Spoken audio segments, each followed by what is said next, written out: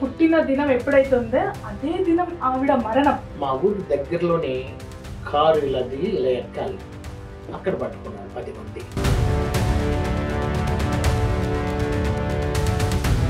అంటే 9 మందిలో అందరూ చదువుకునే వాళ్ళు, మీకు అంత చదువు అవ్వలేదు. వీడు గాండుగాడు, లేదా వీడు ఇట ఆడగాదు, ఇట మూగ కాదు, వీడు కొజ్జ గే అని రకరకాలు అన్నారు.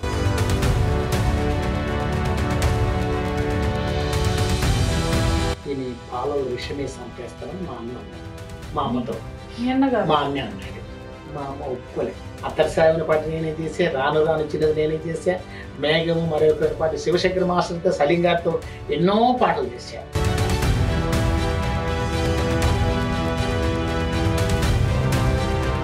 యేసుతో ఉన్నందుకు తర్వాత నేను సినిమాలు తీయను అని నిర్ణయించుకున్నా. బాప్తిసం, నా పేరు నటరాజ దిలీప్. బాప్తిసం తీసుకున్న తర్వాత నేను అనిల్ రాజును మార్చుకున్నా. నా జీవితం మారిన తర్వాత నా పేరు మారింది.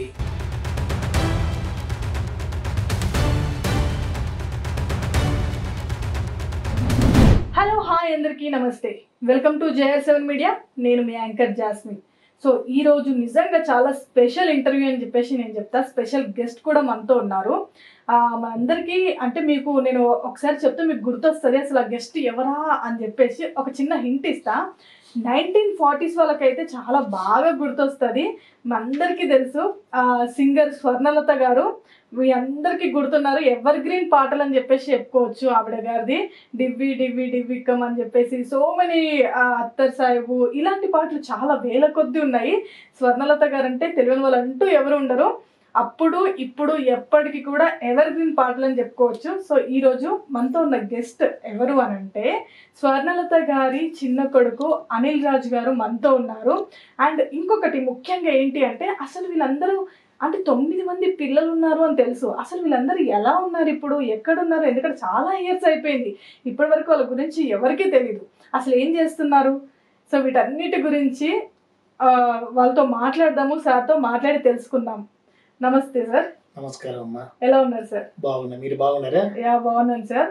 నిజంగా అసలు మీ అమ్మగారు అప్పట్లో స్వర్ణలత గారు అని అంటే మామూలు విషయం కాదు. అసలు ఆ పాటలు కానీ అవన్నీ నిజంగా వేల కొద్ది పాటలు పాడారు. 8 భాషల్లో కొన్ని వేల పాటలు పాడారు. అవునవును, ఎవర్ గ్రీన్ సాంగ్స్ అని చెప్పుకోవచ్చు. ఎక్కువ కామెడీ సాంగ్స్. అవునవును, కామెడీ సాంగ్స్. అదే అసలు హాస్య గీతాల స్పెషలిస్ట్ అని కూడా ఆవిడకి పేరుంది అసలు. అదే అంటున్నా. కానీ ఇక్కడ అందరికి ఒక జనాలందరికీ ఏంటంటే అసలు ఎక్కడ వెళ్ళిపోయారు వీళ్ళంతా అని చెప్పేసి. ఎందుకంటే ఆ అమ్మగారి పుట్టిన దినం ఎప్పుడైతే ఉందో అదే దినం ఆవిడ మరణం. అదొక మిస్టరీగా మారిపోయింది. అంటే ఇప్పటి వరకు అది వీడని మిస్టరీ. ఇలా ఎలా ఎలా అని ఒక క్వశ్చన్ మార్క్ అందరికి ఇప్పటికీ తెలీదు. కానీ ఇప్పుడు వాళ్ళ పిల్లలు 9 మంది అన్నారు. అసలు ఎక్కడున్నారు, ఏం చేస్తున్నారు? ఇప్పుడు మనం చూసుకున్నట్లయితే జనరేషన్ అనేది వస్తూ ఉంటది. కానీ ఇక్కడైతే అది అసలు తెలీదు. ఎక్కడున్నారు ఏంటి అని చెప్పేసి చాలా వరకు తెలీదు. అసలు ఏం చేస్తున్నారు ఏంటి? 9 మంది అసలు ఎక్కడున్నారు పిల్లలంతా? మీరు పెద్ద ఆయన ఏమో మెడ్రాస్లో ఉన్నాడు. ఆయన ప్రముఖ సినీ నటుడు. మిగతా బ్రదర్స్ అందరూ కూడా అమెరికా, న్యూయార్క్లో డాక్టర్గా ఉద్యోగం చేస్తున్నారు. వాళ్ళందరూ కూడా అమెరికాలోనే చదివారు. అక్కడే అందరికి డాక్టర్స్. మా అన్నగారు, మా వదినమ్మ గారు కూడా డాక్టర్సే. పిల్లలు కూడా షెటిల్, అంతా అమెరికాలో షెటిల్ అయిపోయారు. అంటే అమ్మని గురించి ఎక్కువ తెలియకపోవడానికి గల కారణం ఆ పిల్లలు ఏం చేస్తున్నారంటే, మమ్మీ 1928 మార్చి 10 కర్నూలు జిల్లా కడపకు సమీపంలో షాగలమారి అనే ఊరిలో మా అమ్మగారు జన్మించారు. ఒక ఉన్నతమైన కుటుంబంలో జన్మించారు. మా తాత పేరు రామసుబ్బన్న. మా అమ్మగారు మొదటి కుమార్తె మహాలక్ష్మి. మిగతా సిస్టర్స్ అందరూ కూడా పాడేవారు. కానీ అమ్మగారు 7 సంవత్సరాలకే గాయన అయింది. 7 సంవత్సరాలు గాయన అయితే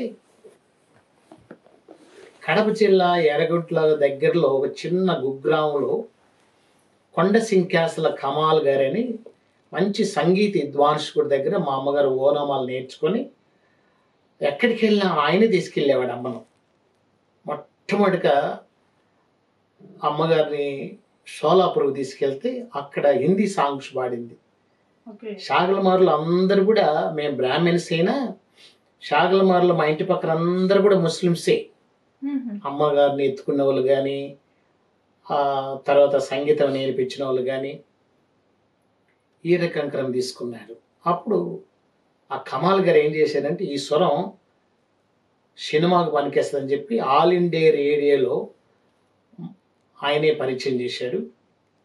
ఆల్ ఇండియా రేడియోలో పాటలు పాడే టైంలో అమ్మగారికి నెల జీతం 50 రూపాయలు. అప్పుడు గాంపోన్ రికార్డింగ్ హెచ్ఎంఈలో మాస్టర్ వేణు గారు, మ్యూజిక్ డైరెక్టర్ వేణు గారు పరిచయం, అందులో పని చేస్తున్నాడు. అప్పుడు మా అమ్మగారిని రికమెండేషన్ చేసి కస్తూరి శివరావు గారని నిర్మాత, నటుడు, గాయకుడు ఫస్ట్ సినిమా మాయిరమ్మ అనే సినిమా తీస్తున్నారు ఎన్టీ రామారావు గారిది. అందులో మా అమ్మగారు సాంగ్ పాడిచ్చారు, రాత్రనక పగలనక అన్న పాట. రెండో సినిమా పరమానంద శిశువులు, అందులో గిరిజా గారిని పరిచయం చేశారు మా అమ్మగారిని.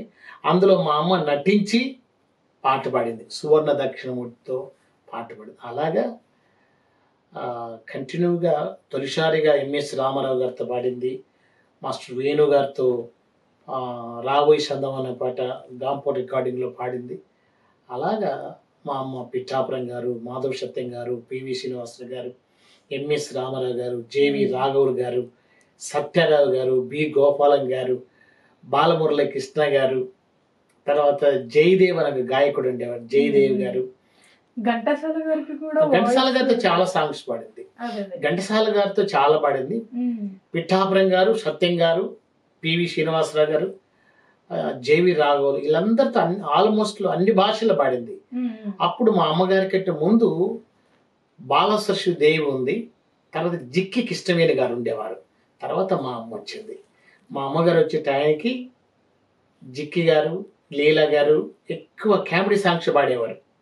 మా అమ్మగారు వచ్చేకల్లా కామెడీ పాటలన్నీ అమ్మకే ఇచ్చారు.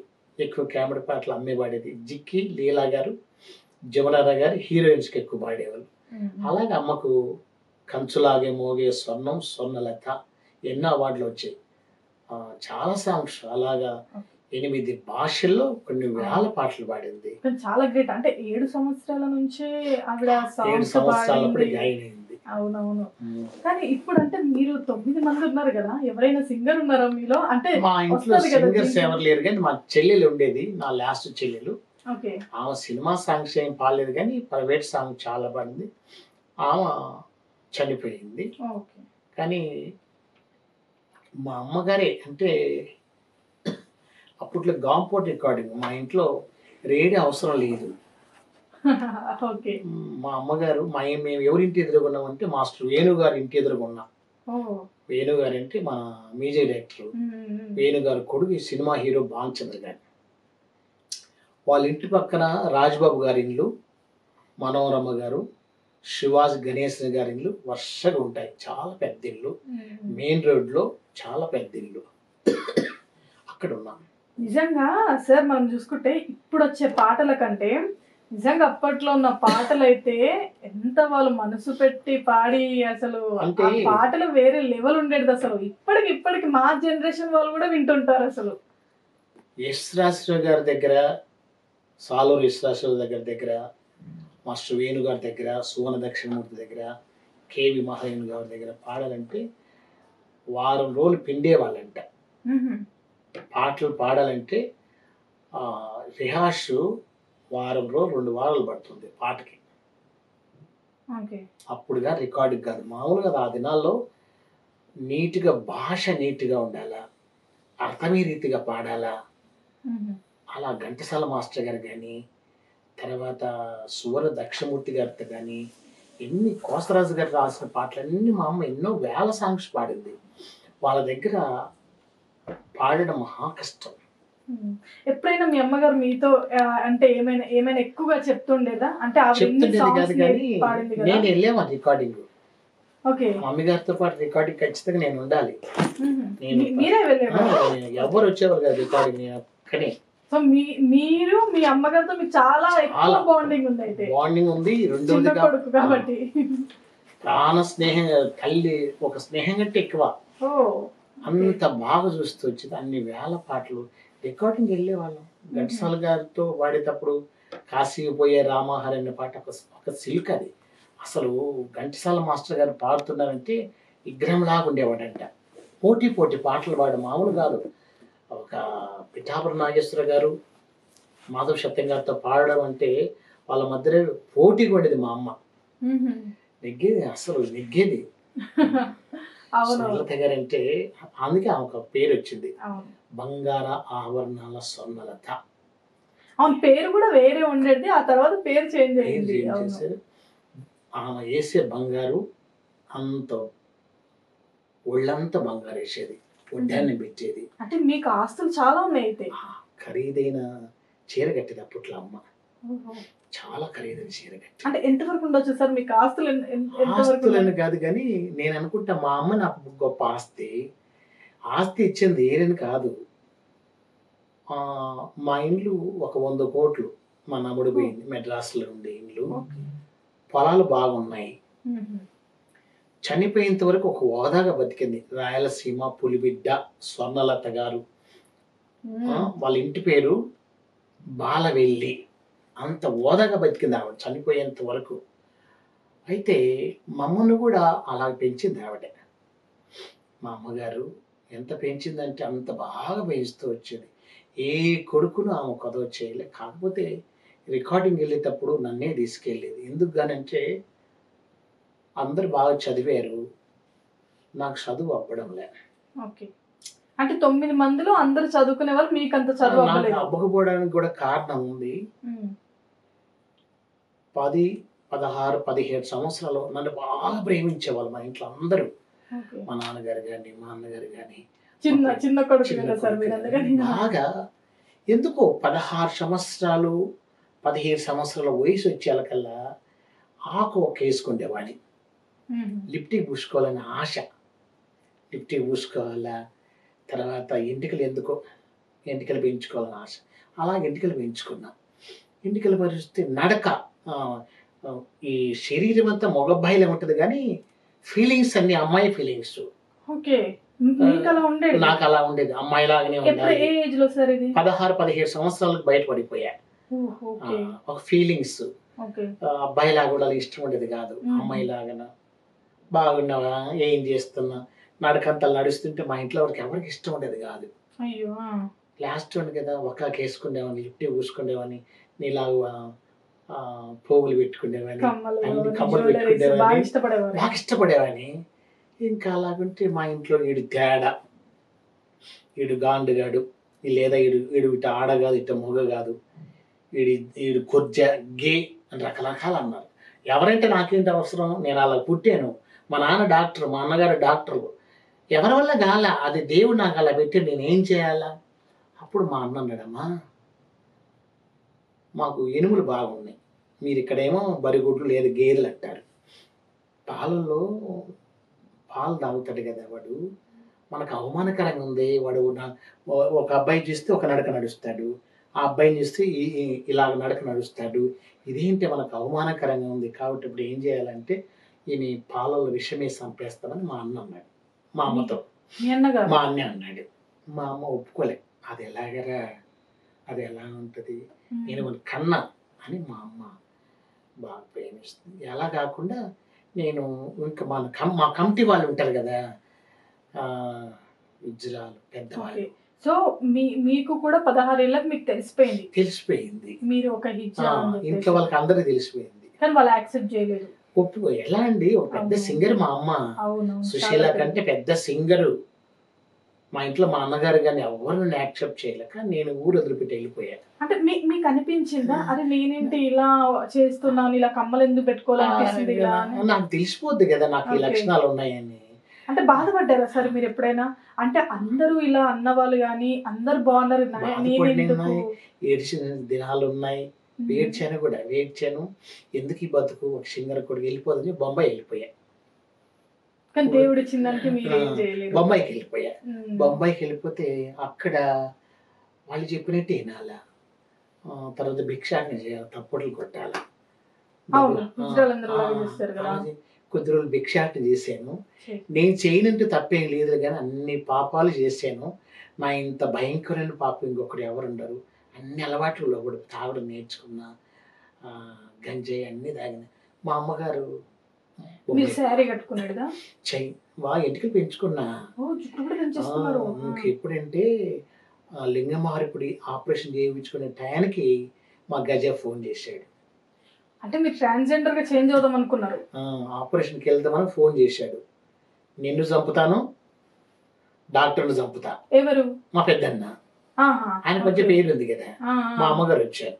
వచ్చి అరే ఇంటికి వచ్చేసి నువ్వు ఎలా నీకు మనసు నచ్చినట్టు ఉండు. చీర కట్టుకుంటే చీర కట్టుకో, పంజాబ్ డ్రెస్ వేసుకుంటే పంజాబ్ డ్రెస్ వేసుకో, ఎలాగైనా ఉండు. కానీ నేను చనిపోయేంత వరకు నువ్వేం చేయాలా, తల్లి దగ్గరే ఉండాలా. అది మా అమ్మగారు వాగ్దానం చేసుకుని తీసుకొని వచ్చారు. మా అమ్మ దగ్గర తీసుకొని వచ్చిన తర్వాత నేను బాగా చీర కట్టుకోవడం, ఏ చీర కట్టుకుంటే ఆ బొట్టు పెట్టుకునేవాడిని, ఏ చీర కడితే ఆ మేకప్ ఆ బొట్టు పెట్టుకునేవాని. అలాగే జీవిస్తూ వచ్చా. అలా కొద్ది కాలం ఉన్న తర్వాత మా కుటుంబంలో మా పెద్దక్క మాటలు లేవు. అంతకంటే పెద్ద ఆమెకి, ఈ సినిమా యాక్టర్ ఆనందరాజు కంటే పెద్ద ఆమెకి మాటలు లేవు. మేము క్రిస్టియన్స్ కాదు. మా అక్కకు మాట రాకపోతే అందరి దగ్గరికి వెళ్ళింది మా అమ్మ.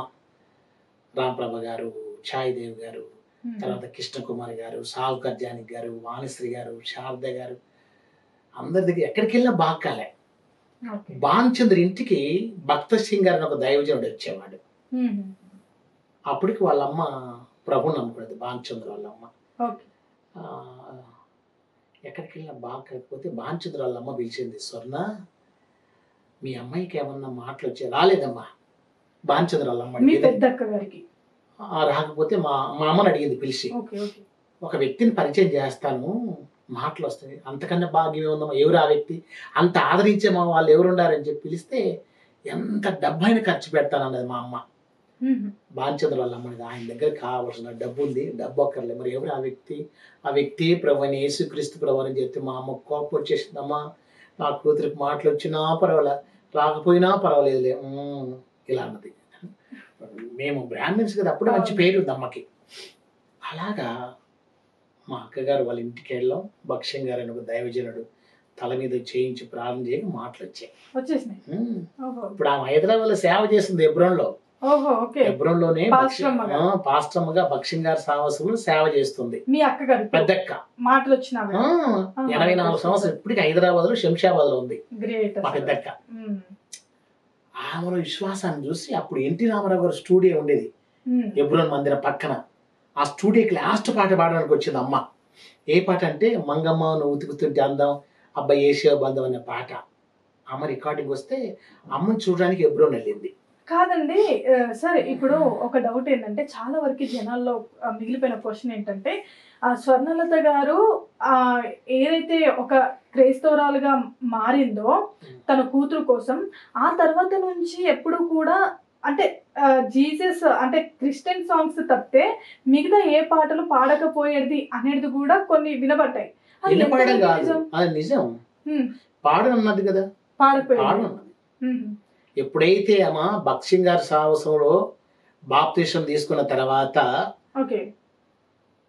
ఆమె ఎన్నడే గాని సినిమా సాంగ్స్ పాడమని ఘంటసాల గారి ఇంటికి సావిత్రమ్మ దగ్గరికి వెళ్ళారు. అమ్మ స్వర్లతమ్మ గారి ఫ్యామిలీ ఎక్కడ ఉన్నారంటే టీ నగర్ పాండి బజార్లో 41 ఆ పెద్ద 3 అంతస్తులో ఆమెదే, ఆ ఇంట్లోనే ఉంది.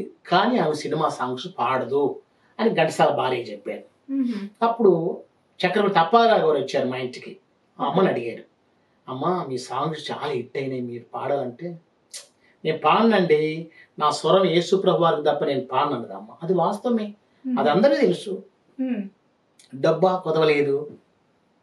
ఓకే, ఆ తర్వాత పాడలేదు, ఆ పాటలు పాడకుండా క్రిస్టియన్ సాంగ్ చాలా పాడింది. ఒకసారి ఇలాగే రికార్డింగ్ కి వెళ్ళి వచ్చే క్రమంలో ఎవరో దుండగులు వచ్చేసి కాదు కానీ అమెరికాలో 6 నెలలు ఉండేది ఆవిడ, 6 నెలలు ఇండియాలో ఉండేది.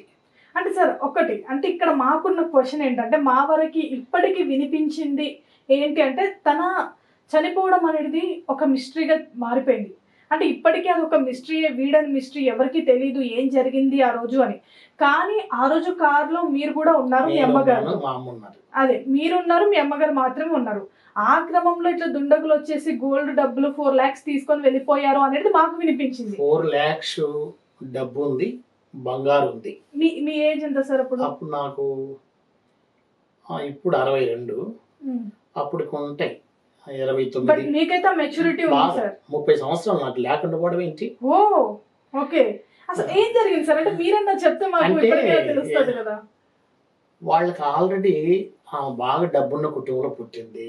అందులో అమ్మే బాగా సంపాదించి వచ్చింది. వాళ్ళ నాన్నకంటే ఇక్కడ నుంచి రూపాయి ఇసిరేసేది వాళ్ళ నాన్న దగ్గర. అలా డబ్బులు కూడబెట్టింది బాగా. వాళ్ళ చెల్లెళ్ళకి, తమ్ముళ్ళకి అందరికి ఏమే పెళ్లి చేసింది, అమ్మే చేసింది. వాళ్ళ చెల్లెళ్ళు కూడా ఇప్పటికున్నారు. తర్వాత వాళ్ళ చెల్లెళ్ళు ఇప్పటికున్నారు. ఎంత ఏజ్ ఉండొచ్చు సార్? ఉండొచ్చు కానీ యశోదమ్మ ఖాయం ఉంది, పార్వతమ్మ ఖాయం ఉంది. వాళ్ళంతా కడపలో బిజినెస్ చేసుకుంటున్నారు, బంగారం వ్యాపారం చేసుకుంటున్నారు. వాళ్ళు రెడ్డయ్య అని ఒక ఆయన పట్టుచీల వ్యాపారం చేస్తారు. తర్వాత అమ్మ తెలిసిన వాళ్ళని రూబేని గారని ఎర్రగుంటలో రైల్వేలో పనిచేసేవాళ్ళు. వాళ్ళ దగ్గర వాళ్ళు అప్పుడప్పుడు వచ్చేవాళ్ళు. వాళ్ళ దగ్గర అమ్మ ఫొటోస్ కూడా ఉన్నాయి. అలా అమ్మ బాగానే సంపాదించింది. ఎలా జరిగింది ఆ రోజు మరి? అయితే అమెరికా నుంచి ఇండియాకి వచ్చింది. ఇండియాకి వచ్చిన తర్వాత పెద్దక్కకు బంగారు, పెద్ద కూతురు కదా అమ్మ. అప్పట్లో అమ్మ క్రిస్టియన్ సాంగ్స్ అన్ని బాగా పాడేది. ఇవ్వాలని చెప్పి డబ్బు తీసుకొని అప్పుడు ఎవరో ఇన్ఫర్మేషన్ పోయింది. అప్పుడు సెల్ ఫోన్స్ అన్ని కొత్తగా వచ్చేది. సెల్ ఫోన్ కాదు, వైర్లెస్ ఫోన్ అని ఒకటి ఉండేది. అది ఎవరికి ఇవ్వరు. ఒక రాశిలో వచ్చిన ఇంట్లో, మా ఇంట్లోనే ఉండేది ఆ ఫోన్. ల్యాండ్ లైన్ తర్వాత ఇంతే ఉంటది, ఇలా పెట్టుకుని తీసుకుని. అది కార్లో కూడా ఉంటది. చిన్న అది ఉండేది. 3 కార్లలో వెళ్ళేవాళ్ళం. ఏ కార్లో వెళ్ళేది ఎవరికి తెలియదు. మా అమ్మగారికి మేము 9 మంది సంతానం అయితే మా అమ్మగారు సాకిన కుక్కలు 10. మంచి లైఫ్ అనుభవించింది. మా ఊరికి దగ్గరలోనే కారు ఇలా దిగి ఇలా ఎక్కాలి, అక్కడ పట్టుకున్నారు 10 మంది. 10 మంది వచ్చారు రాత్రి 1 గంటకి అంబాసిడర్ కారులో. రాత్రి ఎలా తెలుస్తుంది? ఫస్ట్ డ్రైవర్ని కొట్టారు. డ్రైవర్ని కొడితేనే అద్దాలు పగిలిపోయి నన్ను కొట్టారు. నన్ను కొడితే నేను కోమలోకి వెళ్ళిపోయా. మమ్మీని అప్పటికి ఆ మమ్మీ ఇంతలా ఉంటది. మమ్మీ కేకేసరికి ఆ పక్కన ఉన్న పొలాలు ఉండే వాళ్ళందరూ పరిగెత్త వచ్చారు. అప్పటికి మమ్మీకి బాగా దెబ్బలు, బాగా దెబ్బలు. మార్చి 5 కొట్టారు. మెడ్రాస్ అపోలో హాస్పిటల్ తీసుకెళ్ళి మార్చి 10 చచ్చిపోయింది. ఆ పుట్టినరోజే తెల్లారుజామున 5 గంటలకు పుట్టింది ఆవిడ. అంటే కొట్టేసి వెళ్ళిపోయారా? అక్కడ చంపేశారు? కొట్టేసి వెళ్ళిపోయాడు. డబ్బులు తీసుకొని తర్వాత ఆ బంగారం తీసుకొని వెళ్ళిపోయారు. అంటే డబ్బులు బంగారం కాన్సెప్ట్ కాదు కానీ వాళ్ళకి మెయిన్ అమ్మగారిని తీసుకుని వెళ్ళిపోయారు. చంపడానికి వచ్చారు. తీసుకుని వెళ్ళిపోతే అప్పుడు మమ్మీకి తెలుసు వాళ్ళు ఎవరైంది తెలుసు మమ్మీకి. ఆమె ఏమన్నదంటే, నేను ప్రభుని నమ్ముకున్నాను కదా, నాకు ఎన్నిటికి ఎందుకు, వదిలేసేయండి అని చెప్పి. అయినా కానీ వదిలిపెట్టలేదు. ఎవరైంది తెలుసు మాకు కూడా. మేము ఇంకేం కాకపోతే దుండగులు అని పేపర్లో కానీ టీవీలో కానీ వేస్తున్నారు. నాకు తెలుసు వాళ్ళు ఎవరైంది. కానీ నాకు కూడా అప్పుడప్పుడు అబ్బాయి ఉంది. ఇప్పుడు ఎందుకంటే నేను మా అమ్మ క్రిస్టియన్గా మారిన తర్వాత నేను బాగా చీరలు కట్టుకుంటేమని. అట్లా మా అమ్మగారు నన్ను అలా పెంచుతూ వచ్చింది. సార్ చివరిసారిగా ఏం మాట్లాడారు మీ అమ్మగారు? అంటే చనిపోయే ముందు మాట్లాడారు. అప్పుడు జానకమ్మ గారే వచ్చారు, ఫోన్ చేశారు అమ్మకి. నేను ఎత్తిచ్చా. స్వర్ణ రేపు నీ బర్త్డే కదా వస్తామంటే, అప్పుడు కొంటాను వెళ్ళిపోతాను అని చెప్పండి, పెట్టేసింది. అంతవరకు నన్ను బాగా, నాన్న చాలా జాగ్రత్తగా ఉండు, ఎవరికి వాళ్ళ ఆస్తి వాళ్ళకి అన్ని రాసేసాను నేను. ఆల్రెడీ రాసేసారు అప్పుడు ఎప్పుడో అన్ని. మమ్మీ అంటే తెలియదు కదా పరిస్థితులు ఎలా ఉంటాయో. అమ్మున్నంత వరకు నాది లగ్జరీ లైఫ్. అమ్మున్నంత వరకు ఎంత బాగా చూస్తూ వచ్చిందంటే అంత బాగా చూస్తూ వచ్చింది. కానీ మనుషులు బాధపడి ఉంటుంది, నా కొడుకు ఇలాగ అయిపోయాడని బాధపడుతుంటది. కానీ మా అమ్మగారికి ఫెయిత్ఫుల్, విశ్వాసంలో బాగుండేది, ప్రార్థన పురాలు. ఒకరోజు నేను చీర కట్టుకుని షూటింగ్కి వెళ్ళి ఇంటికి వచ్చేకల్లా ప్రార్థన చేస్తుంది. ప్రభువా నటరాజ దిలీప్ పరిస్థితి ఏంటి అని ఏడుస్తుంటే విన్నా.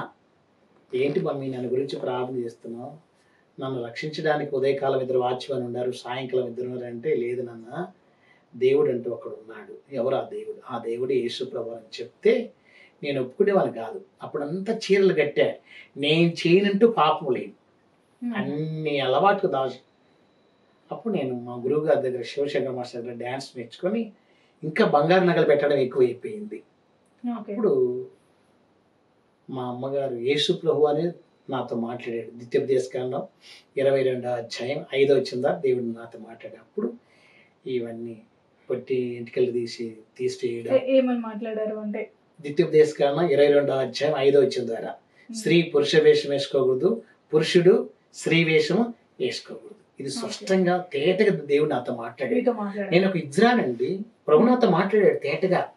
అందరికీ చెప్తున్నా, నేను నమ్మిన దేవుడు నిజమైన దేవుడు. మిగతా నేను అనాల్సిన అవసరం లేదు. మీ గురించి మీరు చెప్తున్నారు, ఎవరిని విమర్శించను. ఎందుకంటే ఒకప్పుడు అలాంటి జీవితంలో నన్ను ప్రభువే మేర్చాడు. దీని అన్నిటి కారణం మా తల్లిగారి ప్రార్థన వల్లనే నేను మారాను. ఇప్పుడు నాకెంత ఆనందం ఉంది. తర్వాత సార్, ఇప్పుడు మీరు హిజ్రాగా ఉన్నాను, తర్వాత దేవుడు సూటిగా నాతో మాట్లాడారు అని చెప్పేసి అన్నారు కదా, ఆ తర్వాత మీరు చేంజ్ అయిపోయారా? ఇప్పటికీ అలాగే ఉన్నారు? ఏం లేదు, నేను చీర కట్టడం మానేసా, ఐబ్రోస్ పూసుకోవడం మానేసా, డాన్స్ చేయడం మానేసా. ఎన్ని పాటలు డాన్స్ చేసా. అత్తరసాయమైన పాట నేనే చేసా, రాను రాను చిన్నది నేనే చేసా, మేఘము మరొక పాట శివశంకర్ మాస్టర్తో సలీం గారితో ఎన్నో పాటలు చేశా. ఇప్పుడు లేదే. యేసు ప్రభు నమ్ముకున్న తర్వాత నేను సినిమాలు తీయను అని నిర్ణయించుకున్నా. బాప్తిసం, నా పేరు నటరాజ దిలీప్. బాప్తిసం తీసుకున్న తర్వాత నేను అనిల్ రాజును మార్చుకున్నా. నా జీవితం మారిన తర్వాత నా పేరు మారింది. కొంతమంది కింద కామెంట్ పెడుతుంటారు చాలా దరిద్రంగా. నేను ఒకటే చెప్తా వాళ్ళందరికీ, అలా పెట్టడు అది సరైన క్రమంగా. తప్పు లేని వాళ్ళు ఎవరున్నారు? ప్రతి ఒక్కరు తప్పులు చేసిన, పొరపాటు చేసిన వాళ్ళు లేరా? యేసు ప్రభు వారు ఆయన కరుణామయుడు అండి. మన ఇళ్ళల్లో జాలిపడి మన తప్పితములను పొరపాట్లు సరిచేసేవాడు. తప్పు లేని వాడు ఎవరు లేరండి. ఎవరన్నా ఉండగలనాడమ్మా భూలోకంలో? ఎవరన్నా తప్పు చేయని వాడు ఉన్నాడా? ప్రతి ఒక్కరు తప్పు చేసేవాడే.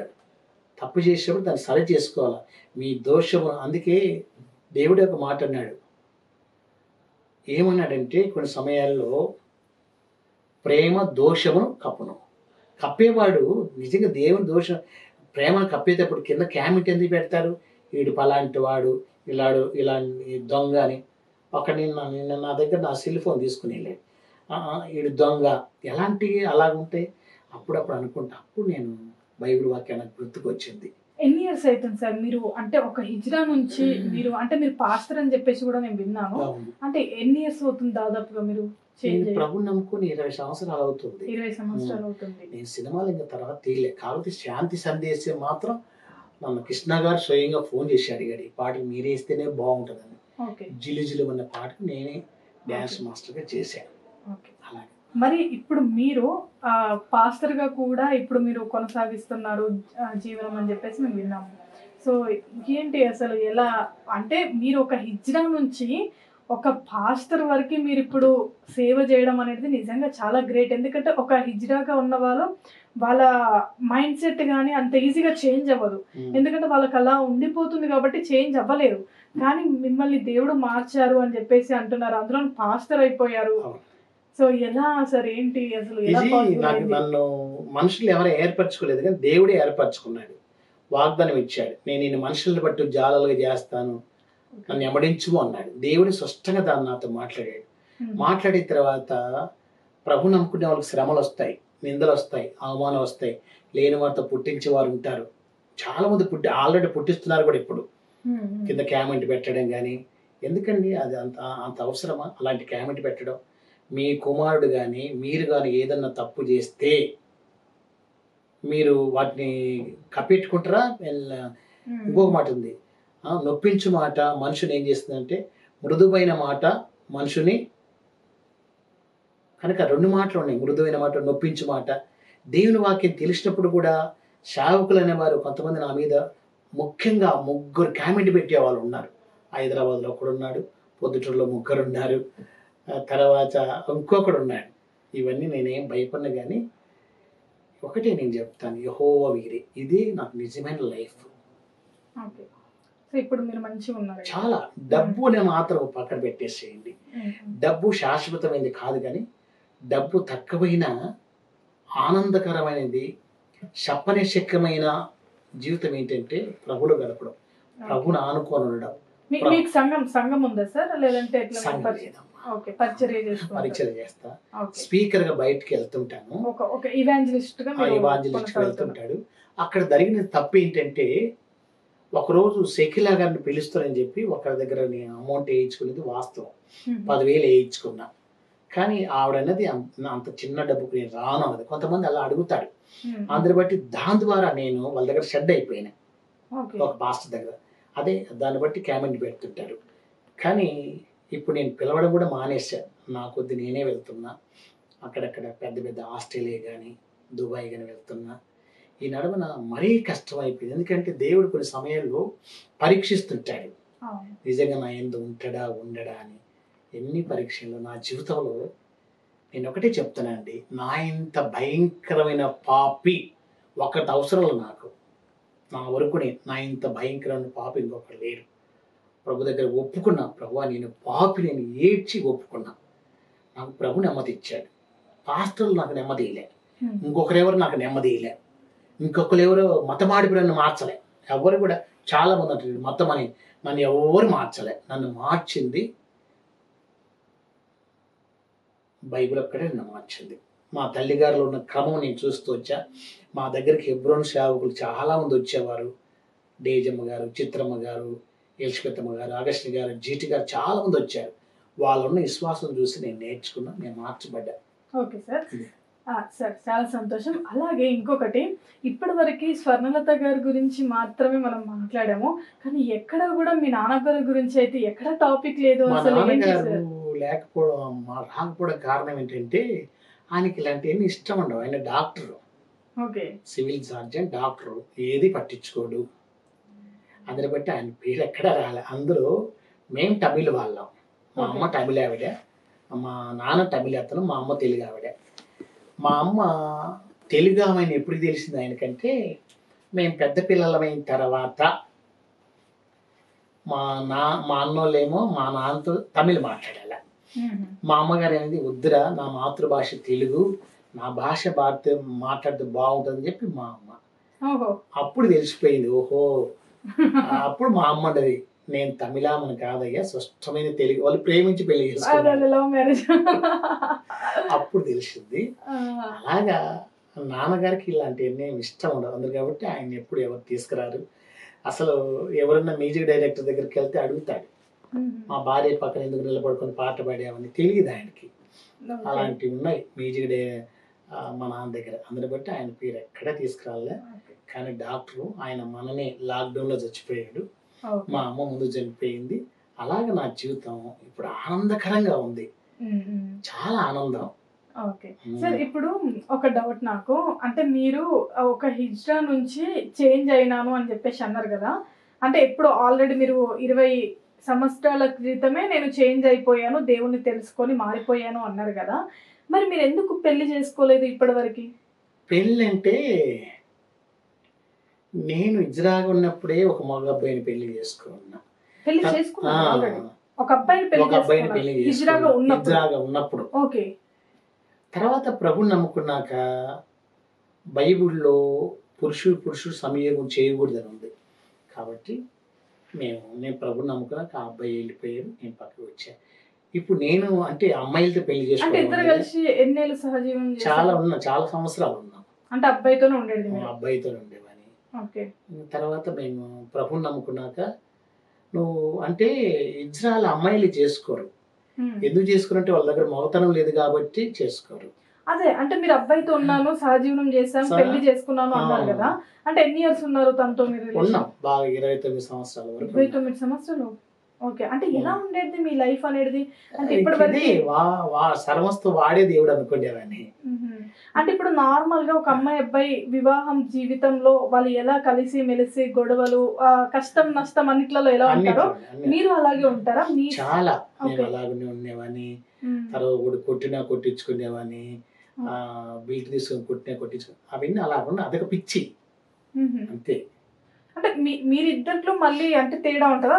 నేను ఆడాను మగ అదే అతను బాగా నేను ఇజ్రాగా ఉన్నాను కదా, అతను బాగానే ఉండేవాడు, మగ అబ్బాయి బాగుండేవాడు. కొన్ని సందర్భాలు కోపడేవాళ్ళు ఇద్దరం. నేను షూటింగ్కి వెళ్ళేవాని, ఇంటికి వచ్చేవాని. తర్వాత నేను ప్రభుని నమ్ముకున్న తర్వాత ఇంకా అవన్నీ కంప్లీట్గా మానేశాను. మానేయడం అంటే ఎప్పుడైతే యేసుక్రీస్తు ప్రభు వారిని నా సంరక్షకుడుగా నేను అంగీకరించి హృదయంలో చేర్చుకున్నానో, నా పాపాలు, నేను చేసిన పాపాలన్నీ ఒక సినిమా రీల్ లాగా అన్ని ఒక తర్వాత నేను పలానా రోజు పలానా పాపం చేశాను, పలాని వారితో పాపం చేశాను అన్ని చూపిస్తూ వచ్చాడు. అన్ని ఒప్పుకున్నా, నేను పాపిని. ఎవరి గురించి చెప్పలేదండి, నా వరకు నేను చెప్తున్నా, నేను పాపిని, నా ఇంత పాపి ఇంకొకరు లేరు, ఒక ఇజ్రాయండి ఇంకొకరితో అలా జీవించడం ఎంత భయంకర జీవితం అంటే అది వద్దని ఒప్పుకున్నా. ఒక్కరి గురించి చెప్పలే, నా వరకు నేను చెప్పుకుంటున్నా. కానీ మా కమిటీ వాళ్ళు మా ఇజ్రాయల్ ప్రేమిస్తే ప్రాణం ఇస్తారు. మా ఇజ్రా వాళ్ళు, మా వాళ్ళందరూ, మా ఇజ్రాయల్ అందరూ కూడా చాలా మహానుభావులు, మంచి వ్యక్తులు. మీకందరికీ పాంపత్యమ్మ నమస్కారం. నేను అలాంటి జీవితంలో ఉండి ప్రభు నన్ను మార్చివేస్తాడు. మరి ఎలా చెప్పారు? అంటే మీతో ఉన్నారు కదా మీ ఇద్దరు, తర్వాత నేను కన్య మానేసి నేను ఇప్పుడు ఒక్కరితోనే పెళ్లి చేసుకున్నా. ఎవరంటే యేసుక్రీస్తు ప్రభు వారిని పెళ్లి చేసుకున్నా. ఇంకా నాకు ఆయన తప్ప ఎవరు లేరు. అంటే ఆయనకి మీరు ఎలా కన్విన్స్ చేశారు? అంటే మీరు సహజీవనంలో ఉన్నారు కదా, చెప్పేసి ఒప్పుకున్నారా? ఆయన యాక్సెప్ట్ చేసినారా? అంత ఈజీ. నువ్వు పెళ్లి చేసుకో, నా వరకు నేను ఉంటా, ఇంకంతే. ఇంకా అప్పటి నుంచి ఫోన్ మాట్లాడి ఎక్కడన్నా కాబట్టి హాయ్ అంతే, ఇంకేముంది. అంటే నేను పరిశుద్ధ గ్రంథము, దేవుడు పరిశుద్ధమైనప్పుడు నేను కూడా పరిశుద్ధంగా ఉండాలి. నా ప్రవర్తనలో, నా సూపులో, నా నడకలో, మాటలో. అలాగా అన్ని వదులుకున్నా, ప్రశాంత లైఫ్. సో ఇలా మీరు లైఫ్ లీడ్ చేస్తూ వచ్చారు. బట్ మీరైతే హ్యాపీగా ఉన్నారు. Happy. Okay. And me sisters గానీ, మీ బ్రదర్స్ గానీ ఎవరు అంటే మీతో మంచిగా ఉంటారు అందరు కలిసి? ఎప్పుడన్నా అంటే ఇప్పుడు మీరు మారిపోయారు కదా, అప్పుడు అంటే మీరు నచ్చకపోయారు, ఇప్పుడు బాగా మాట్లాడతారు. సంవత్సరానికి మార్చి జయంతి వర్ధంతి మా అమ్మగారి ఫంక్షన్ పెడుతుంటా. పోయిన సంవత్సరం అప్పుడు సి నారాయణ గారు బతికున్నప్పుడు అమ్మ సీడీ చేశా.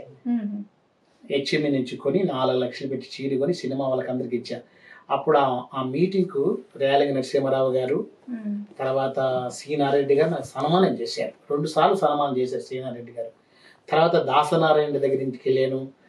బ్రహ్మానంద గారు స్వయంగా ఫోన్ చేసి నా దగ్గర చీడి తెప్పించుకున్నాడు. ఎందుకంటే అత్త ఒక్కింటి కొడలో తడికో తడికన్న పాట ఉంది. ఆ పాట ఈ సినిమాలో పెట్టారు. అప్పుడు ఈ పాట నాకు ఇష్టమని మా ఇంటికి తీసుకెళ్ళి చెప్పి సీడీ తీసుకుపోయి ఇచ్చా. అప్పుడు తడికో తడికన్న పాట ఉంది కదా, ఆయనకి చాలా ఇష్టం. అట్లా సినిమా వాళ్ళకి అందరికి ఇచ్చారు. ప్రతి సంవత్సరం మా అమ్మగారు జ్ఞాపకంగా దానాధరణలు చేస్తున్నాను. మా అమ్మగారి పేరుతో స్కూల్స్ కట్టించాం, అన్నీ చేసాం. కానీ ప్రతి సంవత్సరం ఆర్టిస్టులు పిలుస్తూనే ఉన్నా. అంటే సార్ నేను ఏమంటున్నా అంటే, ఒకప్పుడు మీరు అలా ఉన్నారు కాబట్టి మీ ఫ్యామిలీ వాళ్ళు, మీ బ్రదర్ అండ్ సిస్టర్స్ మీతో మాట్లాడడానికి ఇబ్బంది పడేవాళ్ళు, అంత నచ్చకపోయేది. ఇప్పుడు మీరు చేంజ్ అయ్యారు కదా, వాళ్ళు మీతో మాట్లాడుతుంటారా లేదంటే ఎప్పుడైనా ఫోన్ చేసి మాట్లాడతారు? అంత క్లోజ్నెస్ గా ఉండరు. మీరు వెళ్తుంటారా వాళ్ళ ఇంటికి? ఎప్పుడు ఎందుకు సార్?